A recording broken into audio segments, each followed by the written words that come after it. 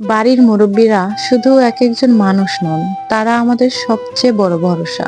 আমরা যতই আধুনিক হই না কেন, সিদ্ধান্ত নিতে গেলে এখনো মুরব্বীদের মতামতই শেষ কথা। মুরব্বীদের উপস্থিতিতে সবকিছুই যেন অন্যরকম হয়ে ওঠে। তাদের স্নেহ, পরামর্শ আর হাসি খুশিতে পুরো ঘরের পরিবেশটাই বদলে দিতে পারে। আমাদের ভুল হলে তারা প্রথমে বকেন, আবার বিপদে পড়লে কিন্তু তারাই আগে ছুটে আসে।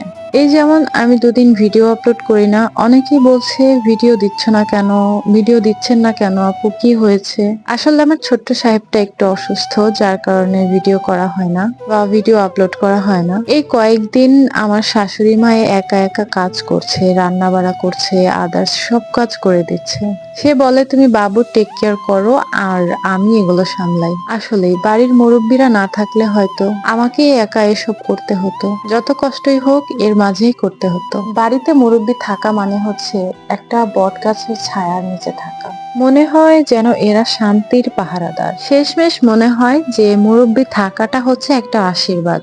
আর তাই তাদেরকে সম্মান করা আর ভালোবাসাটা হচ্ছে আমাদের দায়িত্ব। এতে করে পরিবারে শান্তি আসে এবং পরিবেশটাও ভালো লাগে।